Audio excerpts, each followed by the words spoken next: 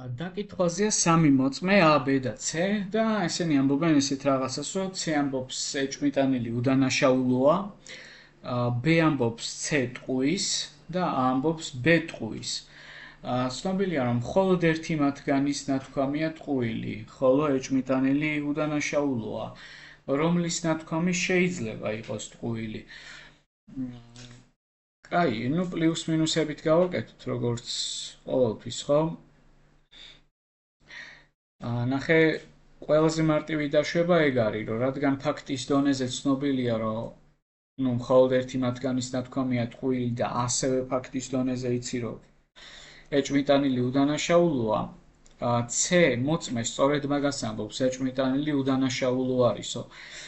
ხო და ყველაზე იოლი დაშვება, თუ C მართლაც სიმართლეს ამბობს და ეჭვმიტანილი უდანაშაულო არის და გვეთანხმება, რომ მართლა მასე არისო, მაშინ როგორ გამოვა, ხო? B ამბობს C ტყუის. ნუ ნახე, მაგ შემთხვევაში C-მ ხო სიმართლე თქვა და B-ს სიტყვები, რომ C ტყუის, არა, C არ ტყუის, სიმართლეს ამბობს, ამიტომ B-ს პლუს ვერანაირად ვერ დაუწერ. ესე იგი B იტყუება იმ ფაქტში, რომ თითქოს C ტყუის, არა, C სიმართლეს ამბობს, რომ ეჭვმიტანილი უდანაშაულო არისო. და A ამბობს B ტყუის. ნუ A ამბობს B ტყუის, ეხლა თუ B მართლაც ტყუის და მინუსი უწერია, როცა A ამბობს, რომ B მატყუ არ არისო, გვეთანხმება, ხო, ესე იგი და პლუს ნიშანი დაეწერება. და ასეთ ვითარებაში რჩება B მოწმე, რომელიც შეიძლება იტყუებოდეს. ეხლა შეიძლება გაჩნდეს კითხვა, სხვა რომელიმე დაშვებაში როგორ წარიმართებოდა მოვლენები. აი, სხვა დაშვება, ნუ ან პლუსი არსებობს, ან მინუსი. ეხლა თუ C ამბობს ეჭვმიტანილი უდანაშაულო არისო, პლუსის ნაცვლად თუ მინუს დაუწერ, მაგის აღქმა იქნება შემდეგი, რომ ანუ შენ კი იცი, რომ ეჭვმიტანილი უდანაშაულოა ფაქტის დონეზე, ოღონდ C რო ამბობს, რომ ეჭვმიტანილი უდანაშაულოა და გადტყუებს, ეგ განა შეუძლებელია, უბრალოდ C მატყუ არაა და მაგიტო ამბობს, რომ ეჭვმიტანილი უდანაშაულოაო და იტყუება. ანუ სინამდვილეში შენ იცი, რომ ეჭვმიტანილი უდანაშაულოა, თუმცა ვიღაც რო გადტყუებს, რომ თითქოს უდანაშაულოა, დამნაშავეობას ცდილობს, რომ შეტენოს ამ ტიპს რა, რომ ვითომ დამნაშავე არისო და მაგიტო გადტყუებს. ვითომ ეჭვმიტანილი უდანაშაულოა. ხო?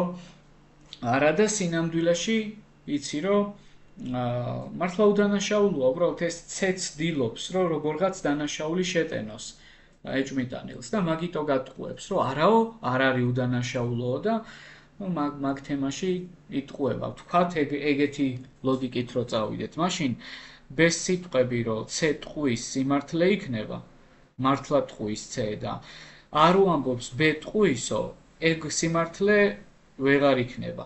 იმიტომ რომ B-ს სიტყვები, რომ C ტყუის მართლაც ჭეშმარიტებაა. ხო და ასეთ ვითარებაში თუ B-ს პლუსი დაუნახე, ანუ სიმართლე თქვა, ხო? A-ს სიტყვები, რომ B ტყუის, თვითონ ეს სიტყვებია ტყუილი, B კი არ ტყუის, B სიმართლეს ამბობს. ხო და მაგ თვალსაწიერით A და C გამოდის მატყუ არა, მაგრამ მანდ პრობლემა ის არის, რომ მხოლოდ ერთი მათგანის ნათქვამია ტყუილიო და მხოლოდ ერთი მათგანი, აქ ორი გამოგვივიდა. და ნებისმიერი სხვა დაშვება გარდა, ესე იგი პირველისა შეუძლებელია, ანუ თუ ეჭვმიტანილი უდანაშაულოა, უნდა დავაპლუსოთ ასეთ ვითარებაში და როგორც პირველ кейსში გავაკეთეთ, თუ ეგ მასეა და მაგ ამოსავალ წერტილს ეყრდნობი, რომ C მართლაც სიმართლე თქვა და შენი ფაქტი გაამყარა, მაშინ B-ს სიტყვები, რომ C ტყუის ტყუილია. სინამდვილეში C სიმართლეს ამბობს და A რო ამბობს B ტყუისო, სიმართლე, იმიტომ რომ B მართლაც მატყუ არაა და რომლის ნათქვამი შეიძლება იყოს ტყუილი, ნუ B-ს ნათქვამი შეიძლება იყოს ტყუილი მხოლოდ. სხვანაირად ორი ადამიანი გამოდის რა, ვინც ტყუილი თქვა და ეგ ვეღარ იქნება უკვე მართებული, ხო?